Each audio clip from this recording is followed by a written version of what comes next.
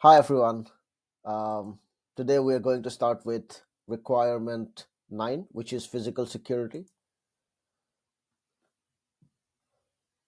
And here I have, the requirement open with me. So, restrict physical access to cardholder data. As you can see, I do not expect, this requirement to be applicable in its entirety to very small and medium sized companies who are usually eligible for the SAQA. But that said, there's no harm discussing all of the required documentation. All of the requirements and just help you understand so that you can take the decision yourself as to whether this would be applicable for your company or not. So with that said, the broad requirement says media with cardholder data is securely stored, accessed, distributed, and destroyed. So if you have any sort of physical media at all, which basically stores cardholder data. Obviously, a media can be used to store. Then you'll have to take all measures to securely store access while accessing the media, and then if you are distributing it to some other party, then the security measurements around those, the security measurements or security requirements around those, and also when you destroy it, you'll need to destroy it securely. So this one is all media with cardholder data is physically secured, just um, like a broad statement. But then you can see 9411, which is offline media backups with cardholder data are stored in a secure location. So that location can be determined by you, but any tape drives, etc., storage devices, etc., if they contain cardholder data, they have to be stored in a secure location. So you'll have to prepare policies and procedures for that, including what the security measures are. It can be lock and key with an additional passcode, key card, etc. All media with cardholder data is classified with the sensitivity of the data. So typically, in organizations, when you classify data, so organizations classify data as business sensitive, public data, regulatory data, cardholder data. So I do not since this is cardholder data, it could be just classified as cardholder data or PCI DSS, regulatory data. So I do not suspect, I do not expect organizations to further classify that, so I think classification is necessary. Yeah. So and you can do that in your policies and procedures. You can just mention that you classify cardholder data as PCI data or cardholder data or credit card sensitive data, etc., but then that has to be stated in the policies. Media with cardholder data sent outside the facility is secured as follows. Media is sent by a secured courier or other delivery method that can be accurately tracked.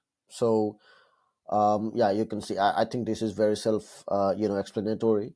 So media with cardholder data sent outside the facility. So when they say facility, they are typically referring to data centers, because this is coming from the traditional requirements, like you having tape drives, etc., inside data centers, and then that is sent from data center to data center because of various reasons. But again, if you just happen to be storing cardholder data in physical devices for any of your business needs, you'll need to do this security. Here you can again see the testing measures that anybody, if they want to check for your evidence, they'll check all of these things. Examine documented procedures, interview personnel, examine records, examine offsite tracking logs for all media. And if something is moved outside of your facilities, that has to be approved by management. Now management, again, as explained in earlier videos, this will vary from company to company, but for your company, whoever is at the management level who can make decisions has to approve this. And this all copies of the approvals, etc., should be kept intact for for just producing at a later stage if required. I guess this is the last requirement. So, hard copy materials with cardholder data are destroyed when no longer needed for business or legal reasons. Materials are cross-cut, shredded, incinerated, or pulped so that cardholder data cannot be reconstructed. Materials are stored in secure storage containers prior to destruction. So yeah, if you have cardholder data stored in hard copy, some companies they do, maybe some hotels, some accommodation providers, etc. That they are very well shredded in paper shredders, or if they are stored in secure storage containers, they are securely kind of removed. So there are different methods like degaussing, etc. You can Google like how to securely delete data from storage containers. You'll get a lot of answers there. I have shown this before as well, but if you want to create a policy and procedure for this, you basically just write a PCI DSS.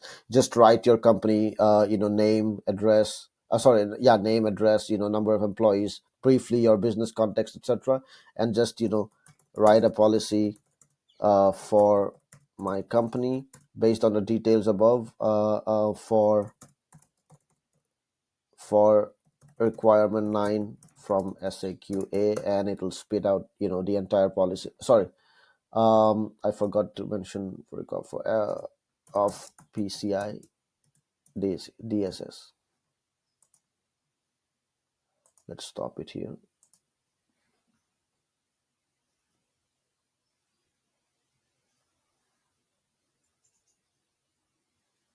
You can see, and then you can just tailor it to your policies.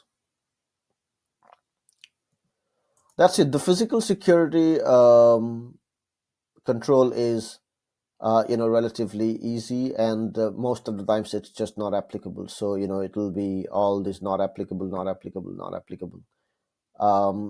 That is it for this video. I am going to touch upon the external vulnerability scans, extremely important requirement, in the next video. And then we're going to go to requirement 12. So requirement 12 needs some explanation. So I think I'll start off with the vulnerability management requirement 11 next time. Thank you so much. And if you like this video, please do not hesitate to like and subscribe to my channel. Thanks again, and have a marvelous rest of the day ahead. Bye.